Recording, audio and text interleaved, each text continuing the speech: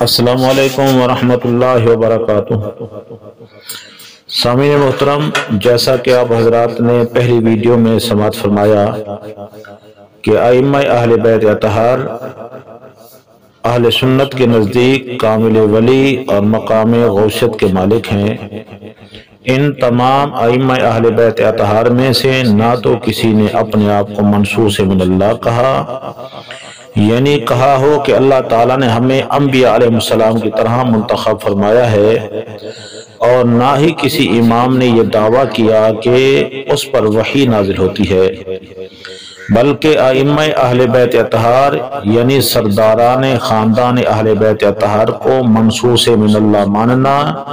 और हामिल वही मानना ये राफिजियों का खुद साख्ता यानी मन घड़त और खत्म नबूवत के खिलाफ एक धोखादही और चकरबाजी पर मुश्तमिल अकीदा है, जिसका कुरान और हदीस और तालीमात आइम्मा अहले बैत अतहार से दूर का भी वास्ता नहीं। जैसे ईसाइयों का ईसा अलैहिस्सलाम से दूर का वास्ता नहीं, बिल्कुल इसी तरह इन रवाफिज का भी अहले बैत अतहार से दूर का भी वास्ता नहीं। जबकि जुल्म की इंतहा ये है कि इन्होंने इन तमाम नजरियात को जो कि कुरान और हदीस के खिलाफ हैं अहले बैत अतहार से मंसूब कर रखा है। अल-अयाज़ु बिल्लाहि तआला। सामीन मोहतरम, साबका वीडियो में हमने इमाम ज़ैनुल आबिदीन और हजरत इमाम मोहम्मद हनफिया बिन अली अल-मुर्तज़ा करमुल्लाह ताला वजहुल करीम व अलैहिम रिदवान के बारे में बताया था कि ये दोनों इमामत यानी खानदान अहले बैत अतहार की सरदारी के दावेदार थे, तो दोनों में से किसी एक ने भी अपनी इमामत यानी सरदारी के लिए कुरान का या फरमान मुस्तफ़ा सल्लल्लाहु अलैहि वसल्लम का एक भी हवाला नहीं दिया था। और मजे की बात यह है कि आज भी अहले तशय्यी के अंदर हजरत इमाम मोहम्मद हनफिया को भी इमाम मानते हैं, वो फिरका कैसानी कहलाता है, और इमाम मोहम्मद बाकिर को भी एक रवाफिद का फिरका इमाम मानता है, वो अपने आप को सना अशरी कहलाते हैं। और ये वो भी मनसूस मिनल्लाह मानते हैं, ये भी मनसूस मिनल्लाह मानते हैं, जबकि दलील उनके पास भी नहीं है, दलील इनके पास भी नहीं है, क्योंकि ये लोग नफ्स के पुजारी हैं, जो इनको अच्छा लगता है ये उसको दीन समझते हैं। और दोनों चचा भतीजा की जो गुफ्तगू है वो अशाफी तर्जमा उसूल काफी जिल्द 2 सफ़ा नंबर 314 पर मुलाहिजा फरमाए, इमाम मोहम्मद हनफिया ने ये कहा था कि मैं उम्र में तुमसे बड़ा हूँ, जैसा कि पिछली वीडियो के अंदर पूरी वजाहत है इसकी। और आज की वीडियो में हम आपके सामने खानवादा अहले बैत अतहार के दो अजीम शान और जलीलुल कदर शख्सियात का नजरिया पेश करते हैं,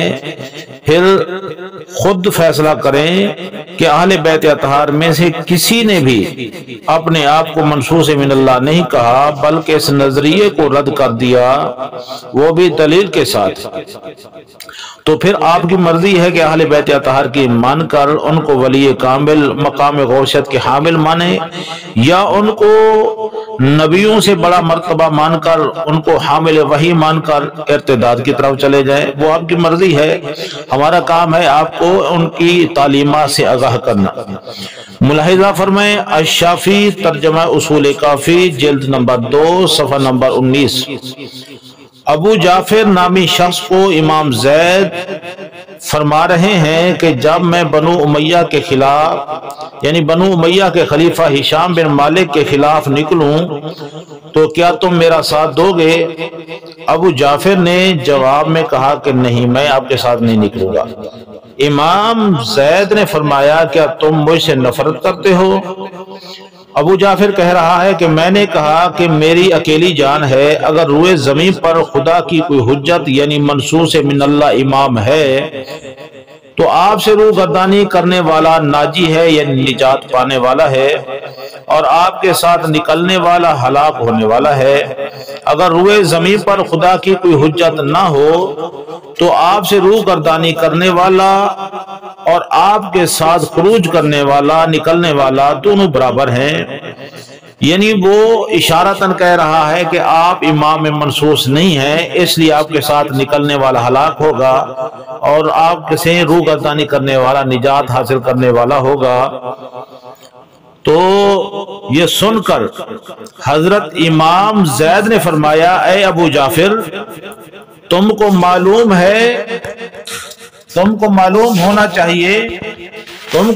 ہونا چاہیے کہ جب میں دسترخوان پر کھانا کھاتا تھا تو میرے والد گرامی یعنی امام زین العابدین میرے منہ میں لقمہ دیتے تھے اور عمدہ گوشت کی بوٹیاں مجھے کھلاتے تھے اور گرم لقموں کو پھونک پھونک کر ٹھنڈا کرتے تھے تاکہ گرم نہ کھا لوں۔ یہ شفقت تھی میرے حال پر، تو جب کھانے کی گرمی میرے لیے برداشت نہ کرتے تھے تو کیا دوزخ میں جانا برداشت کر لیتے؟ بائیں طور کہ جس امر سے تم کو آگاہ کیا مجھے اس کی خبر نہ دی۔ یعنی یہ کیسے ہو سکتا ہے میرا والد مجھ پہ اتنا شفیق کہ گرم لقمہ بھی برداشت نہ ہو کہ اس کی تکلیف بھی میرے بیٹے کو پہنچے، اور اگر کوئی امر خلافت کوئی منصوص من اللہ کا منصب ہوتا تو میرے والد اس سے مجھے خبر نہ کرتے اور اس سے تمہیں خبردار کیا۔ یعنی آپ نے واضح فرمایا کہ منصوص من اللہ کا انکار کفر اور ٹھکانہ جہنم ہے، مگر ایسا کچھ ہوتا تو میرے والد مجھے ضرور بتاتے۔ جب میرے والد امام زین العابدین نے ایسا نہیں بتایا تو سمجھ لو ایسا کچھ بھی نہیں۔ اور اسی کتاب الشافی ترجمہ اصول کافی جلد نمبر 2 صفحہ نمبر 332 پر ہے۔ جب امام زید نے اپنے بھائی حضرت امام محمد باقر کو اپنی امامت یعنی سربراہی کا کہا اور فرمایا میں خروج کرنے والا ہوں یعنی خلیفہ مالک ہشام بن مالک کے خلاف، تو امام محمد باقر نے سمجھایا اور کہا یہ کوفی تمہیں دھوکہ دیں گے، تم جلد بازی نہ کرو، تم آگے امام زید نے غصہ سے فرمایا وہ امام نہیں ہو سکتا جو گھر میں پردے چھوڑ کر بیٹھے اور جہاد فی سبیل اللہ سے کنارہ کش ہو،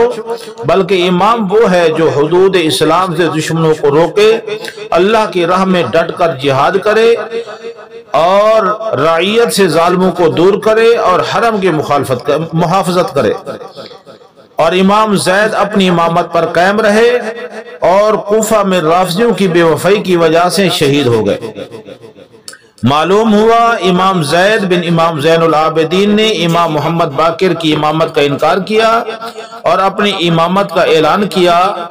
اگر امامت منصوص من اللہ ہوتی تو امام محمد زید انکار نہ کر سکتے تھے۔ معلوم ہوا یہ جو نظریہ منصوص من اللہ والا ہے یہ رافضیوں کا اپنا من گھڑت عقیدہ ہے۔ رافضی کہتے ہیں جو تمام ائمہ یا ان میں سے کسی ایک امام کا منکر ہے وہ کافر ہے، چاہے وہ انکار کرنے والا علوی ہو یعنی علی کی اولاد ہو یا وہ فاطمی ہو یعنی سیدہ خاتون جنت سلام اللہ علیہا کی اولاد ہو۔ ظلم یہ ہے کہ ان خلاف شرع عقائد کو امام محمد باقر اور امام جعفر صادق علیہ السلام سے منسوب کرتے ہیں۔ یہ دونوں فرامین ملاحظہ فرمائیں، الشافی ترجمہ اصول کافی جلد نمبر 2 صفحہ نمبر 364 پر۔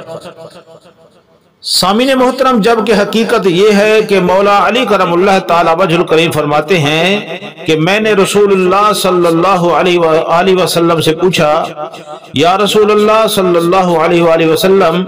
آپ نے اپنی بیٹی کا نام فاطمہ کیوں رکھا ہے؟ تو میرے آقا علیہ الصلوۃ والسلام نے فرمایا، بے شک اللہ تعالی نے فاطمہ سلام اللہ علیہا کو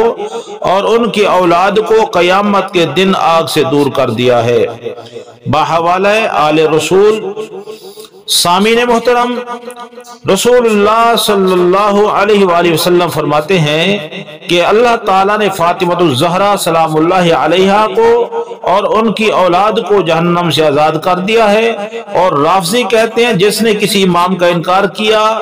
وہ جہنمی ہے، چاہے وہ علوی ہے چاہے وہ فاطمی ہے۔ تو امام زید نے دلائل کے ساتھ امام محمد باقر کی امامت کا انکار کیا اور اپنی امامت کا اعلان کیا، حتیٰ کہ اسی دعویٰ کے ساتھ کوفہ میں شہید ہو گئے۔ رافضیوں کے فتویٰ کے مطابق تو امام زید معاذ اللہ ثم معاذ اللہ جہنمی ہوئے، مگر اسلام بانی اسلام محمد مصطفیٰ احمد مجتبی صلی اللہ علیہ وآلہ وسلم کے فرمان کے مطابق امام زید جہنمی نہیں بلکہ پکے جنتی ہے۔ ملاحظہ فرمائیں، اہل تشیع کی بہت ہی معتبر کتاب بحار الانوار جلد نمبر 6 صفحہ نمبر 192 اور روایت نمبر ہے 16۔ رسول اللہ صلی اللہ علیہ وآلہ وسلم نے حضرت امام حسین علیہ السلام کو مخاطب کر کے فرمایا، اے حسین، تمہاری نسل سے ایک بیٹا ہوگا جنہیں زید کہا جائے گا، وہ اور ان کے ساتھی قیامت کے دن لوگوں سے آگے قدم بڑھاتے ہوئے گزریں گے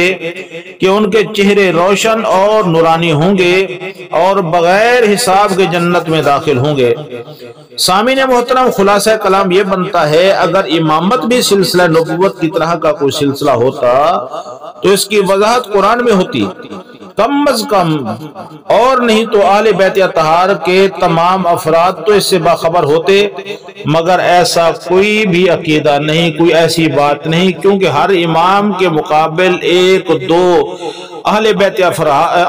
اطہار کے افراد نے اپنی اپنی امامت کا دعویٰ کیا ہے۔ اس سے مراد یہ ہے کہ یہ اہل بیت اطہار کے گھرانے کا عقیدہ نہیں ہے کہ امام منصوص من اللہ ہوتا ہے، بلکہ یہ روافض کے دجل و فریب اور مکاری پر مشتمل ایک عقیدہ ہے۔ الحمدللہ ہم اہل سنت ہیں، ہمارے نزدیک رسول اللہ صلی اللہ علیہ وآلہ وسلم کی نبوت کے بعد نہ کوئی منصوص من اللہ ہے، یعنی جس کو اللہ منتخب فرماتا ہو، اور نہ کوئی حامل وحی ہے جس پر اللہ کی وحی نازل ہوتی ہو، اور اہل بیت اطہار کا ہر فرد الحمدللہ ہمارے نزدیک قابل عزت و قابل تکریم ہے۔ اس لیے ہم امام محمد باقر کو بھی اپنا